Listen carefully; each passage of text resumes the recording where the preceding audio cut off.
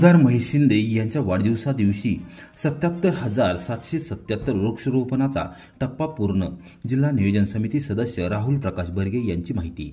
केवळ समाजकारण आणि राजकारणामध्ये न रमणारे आणि निसर्गाशी नेहमी जवळकता साधून पर्यावरणपूरक कामकाज करणारे कोरेगाव विधानसभा मतदारसंघाचे आमदार महेश शिंदे यांच्या वाढदिवसाच्या दिवसापर्यंत दिनांक 8 ऑगस्टपर्यंत संपूर्ण मतदारसंघात 77,777 वृक्षारोपणाचा टप्पा पूर्ण झाला आहे.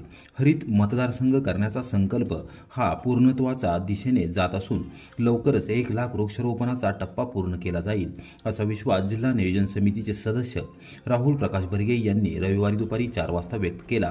आमदार महेश शिंदे यांनी जीवनात निसर्गाला सर्वोच्च प्राधान्य दिले आहे. त्यांनी आजवर पर्यावरणपूरक निर्णय घेतले असून त्याचे दूरगामी सकारात्मक परिणाम विधानसभा मतदारसंघामध्ये पाहावयास मिळत आहेत. विषमुक्त शेती, विषमुक्त किचन, पाण्यावर चालणारी गॅस शेगडी आदी उपक्रम आमदार महेश शिंदे यांच्यासह डॉक्टर सौ प्रियाताई महेश शिंदे, डॉक्टर सौ अरुणाताई विजय बर्गे यांनी मतदारसंघामध्ये राबवले आहेत. या उपक्रमाचा जास्तीत जास्त प्रसार आम्ही करत असून यावर्षी आमदार महेश शिंदे यांच्या वाढदिवसाचे औचित्य साधून संपूर्ण मतदारसंघामध्ये 1 लाख वृक्षारोपण करण्याचा निर्धार करण्यात आला आहे. डॉक्टर प्रियाताई शिंदे यांच्यासह आम्ही प्रमुख पदाधिकारी व कार्यकर्त्यांनी ग्रामविकास विभागाला बरोबर घेत प्रत्येक गावात आणि वाडी वस्तीवर वृक्षारोपण चळवळ अधिक गतिमान केली आहे. यावर्षी वाढदिवसाच्या दिवशी कोणीही बुके आणि पुष्पगुच्छ आणू नये, त्याऐवजी झाडाचे रोप आणल्यास वृक्षारोपण चळवळ अधिक बळकट केली जाईल, असे आवाहन केले होते. त्या आव्हानाला उत्स्फूर्त प्रतिसाद मिळाला असून दिवसभर अनेक मान्यवर पदाधिकारी व कार्यकर्त्यांनी वाढदिवसाच्या शुभेच्छा देताना झाडांची रोपे दिली आहेत. वाढदिवस कार्यक्रमानिमित्त ठिकठिकाणी वृक्षारोपणाचे कार्यक्रम देखील झाले आहेत. केवळ वृक्षारोपण करून आम्ही थांबणार नाही, तर झाडे जगवण्यासाठी प्रयत्न करणार आहोत. तसे नियोजन देखील गाव पातळीवर करण्यात आले आहे. चिलेवाडीपासून ते दुखी गावापर्यंत आणि मरडे गावापासून दरुज दर्जाई गावापर्यंत सर्वत्र वृक्षारोपण मोहीम हाती घेण्यात आली होती. एकूण 77,777 झाडे लावण्यात आली असून नजीकच्या काळात 1 लाख झाडे लावण्याचा टप्पा पूर्ण केला जाणार आहे, अशी माहिती बर्गे यांनी दिली. समाज उपयोगी उपक्रमांना सर्वोच्च प्राधान्य. आमदार महेश शिंदे हे सर्वसामान्य जनतेचे आपले नेतृत्व आहे.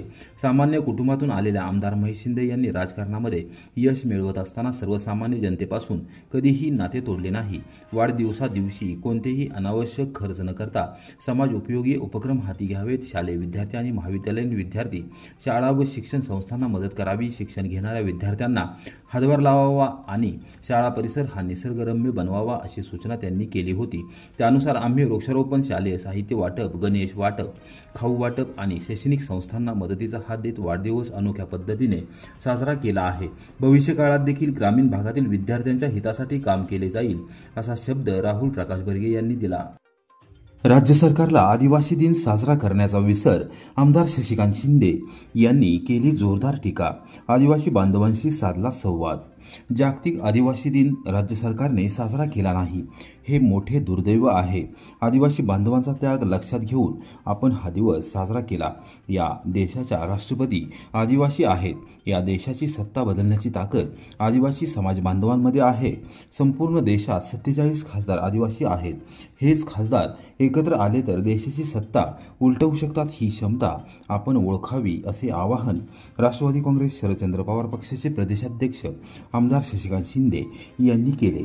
मुंबई येथे यशवंतराव चव्हाण सेंटरमध्ये जागतिक आदिवासी दिनानिमित्त रविवारी दुपारी 12:30 वाजता आयोजित करण्यात आलेल्या स्वाभिमान सभेला पक्षाचे अध्यक्ष शरद पवार यांच्या समवेत आमदार शिंदे यांनी आदिवासी समाज बांधवांना संबोधित केले. जागतिक आदिवासी दिन राज्य सरकारने साजरा केला नाही, परंतु तो आपण साजरा केला. या देशाच्या राष्ट्रपती आदिवासी आहेत. या देशाची सत्ता बदलण्याची ताकद तुमच्यात आहे. 47 खासदार आदिवासी आहेत. हेच खासदार एकत्र आले तर देशाची सत्ता उलटवू शकतात, ही क्षमता आपण ओळखावी. बिरसा मुंडा आणि राघोजी भांगरे यांनी आदिवासीसाठी लढा उभा केला, संघर्ष उभा केला. आपल्या माणसांसाठी जो लढतो तो देव समान होतो. त्याच देव माणसाच्या आठवण आपण या निमित्ताने करतो आहोत, असेही त्यांनी निदर्शनास आणून दिले. महाराष्ट्रात 4 खासदार आणि 24 आमदार आदिवासी आहेत. मनात आणलं तर इतिहास घडू शकतो. मला अभिमान आहे. माझे सर्व सहकारी प्रामाणिकपणाने काम करत आहेत. कुठलेही पद नसताना देखील माझा कार्यकर्ता महाराष्ट्राच्या कानाकोपऱ्यातून आलेला आहे. शासकीय जमीन सरकार उद्योगपतींना देतं. ज्यांना जमीन नाही अशा भूमिहीन लोकांना का देत नाही याचा जाब आपण विचारायला हवा।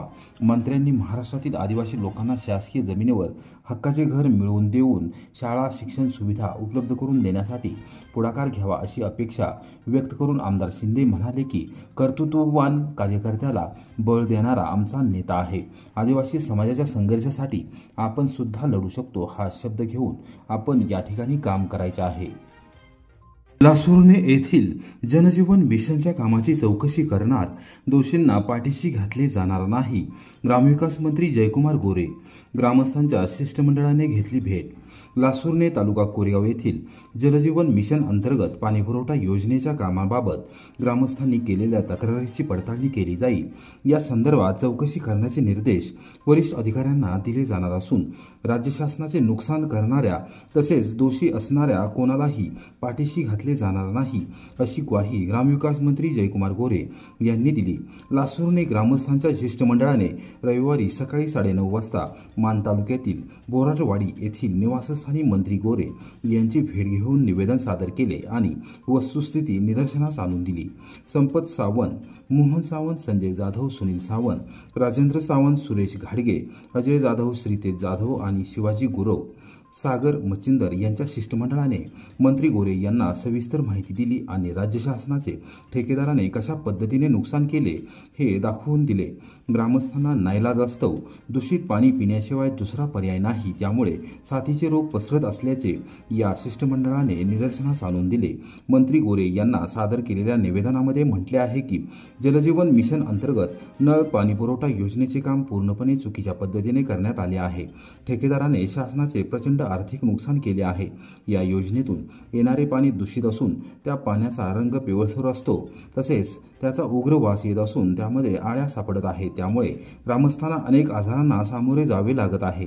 गावातील जुनी पाणीपुरवठा योजना सुरळीत होती, त्यातून चांगले पिण्यालायक पाणी मिळत होते, मात्र त्या योजनेच्या जलवाहिन्यांना नवीन जलजीवन मिशनच्या योजनेची जलवाहिनी जोडण्यात आली असल्याने आता दूषित पाणी पिण्याशिवाय दुसरा पर्याय राहिला नाही। तरी आमची विनंती आहे की जुनी पाणीपुरवठा योजना आणि नवीन पाणीपुरवठा योजना वेगवेगळी ठेवण्यात यावी। ग्रामस्थांना स्वच्छ पिण्याच्या पाण्याचा पुरवठा केला जावा। आपण या विषयामध्ये जाणीवपूर्वक लक्ष घालून ग्रामस्थांना न्याय द्यावा अशी विनंती देखील या निवेदनात करण्यात आली आहे। या निवेदनावर ग्रामस्थांच्या स्वाक्षऱ्या आहेत।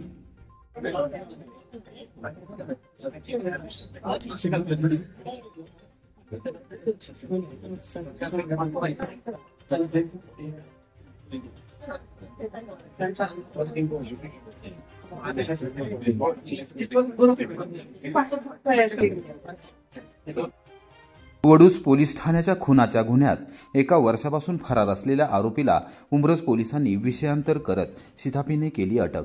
वडूज पोलीस ठाण्यात दाखल असलेल्या एका खुनाच्या गुन्ह्यात गेल्या 1 वर्षापासून फरारी असलेल्या आरोपीला उंब्रज पोलिसांनी वेषांतर करून पाठलाग करत अटक केली। तारळे पोलीस दूरक्षेत्राच्या हद्दीत रविवारी दुपारी 4:30 वाजता ही थरारक घटना घडली। आरोपीला पोलिसांनी वडूज पोलीस पथकाच्या स्वाधीन केले आहे। उंब्रज पोलीस ठाण्यातील उपनिरीक्षक सागर खपाले, हवालदार नंदकुमार निकम, प्रफुल्ल पोतेकर आणि गृहरक्षक दलाचा जवान अक्षय जरग हे खासगी वाहनाने तारळे दूरक्षेत्र परिसरात गस्त घालत असताना त्यांना गोपनीय बातमीदारामार्फत माहिती मिळाली की वडूज पोलीस ठाण्यात दाखल असलेल्या खुनाच्या गुन्ह्यातील आरोपी सूरज संपत साळुंखे वय 29 राहणार नागठाणे तालुका सातारा हा तारळे जंगलवाडी रस्त्यावर उभा आहे। उपनिरीक्षक खबाले यांनी तात्काळ उंब्रज पोलीस ठाण्याचे प्रभारी अधिकारी सहाय्यक पोलीस निरीक्षक रवींद्र भोरे यांना माहिती दिली। भोरे यांच्या सूचनेनुसार नेमका आरोपी तोच आहे का याची खात्री करण्यासाठी खबाले यांच्यासह पथक वेषांतर करून गेले होते। पोलिसांची चाहूल लागताच आरोपीने जंगलाच्या दिशेने धूम ठोकली। पथकाने मात्र त्याचा पाठलाग करून शिताफीने ताब्यात घेतले। त्याची प्राथमिक चौकशी केली असता त्याने खुनाच्या गुन्ह्यात सहभाग असल्याचे सांगितले। उंब्रज पोलीस ठाण्यात रीतसर नोंद घेऊन कायदेशीर प्रक्रिया पार पाडून आरोपी सूरज साळुंखे यास वडूज पोलीस ठाण्याच्या पथकाच्या ताब्यात देण्यात आले। पोलीस अधीक्षक तुषार दोशी, अप्पर अधीक्षक डॉक्टर वैशाली कडूकर, कराडच्या उपाधीक्षक राजश्री पाटील, सहाय्यक पोलीस निरीक्षक रवींद्र भोरे यांनी उपनिरीक्षक सागर खबाले यांच्यासह पथकाचे अभिनंदन केले। कराड शहर तालुक्यातील चेन स्नॅचिंगचे गुन्हे उघडकीस येण्याची शक्यता, विधी संघर्ष बालकासह युवकास शिताफीने केली अटक। कराड शहर पोलिसांनी चेन स्नॅचिंग करणाऱ्या दोघांना अटक करून ताब्यात घेतले आहे। सकृत दर्शनी त्यांचा या चोरीमध्ये सहभाग असल्याचे स्पष्ट झाले आहे। त्यांच्याकडून कराड शहर आणि तालुक्यातील आणखी गुन्हे उघडकीस येण्याची शक्यता आहे, त्या दृष्टीने तपास केला जात आहे। कराड शहर पोलीस ठाण्यातून रविवारी दुपारी 12:30 वाजता मिळालेल्या माहितीनुसार सैदापूर तालुका कराड येथील कॉलेज परिसरात पहाटेच्या सुमारास दुचाकीवरून आलेल्या दोघांनी महिलेच्या गळ्यातील मंगळसूत्र हिसकावून पळ काढल्याची घटना घडली होती। त्याबद्दलची तक्रार दाखल झाल्यानंतर अत्यंत बारकाईने तपास करून शहर पोलीस ठाण्याच्या पथकाने दोघा जणांना ताब्यात घेतले होते। त्यांच्याकडून चोरीस गेलेला मुद्देमाल व गुन्ह्यात वापरलेली दुचाकी असा 1,20,000 रुपयांचा मुद्देमाल जप्त करण्यात आला होता। केतन दिनेश जोशी वय 24 राहणार बनवडी तालुका कराड असे अटक केलेल्या संशयित आरोपीचे नाव आहे। त्याचा साथीदार विधी संघर्षित बालक असल्याचे पोलिसांनी सांगितले। त्यांच्याकडून आणखी गुन्हे उघडकीस येण्याची शक्यता आहे।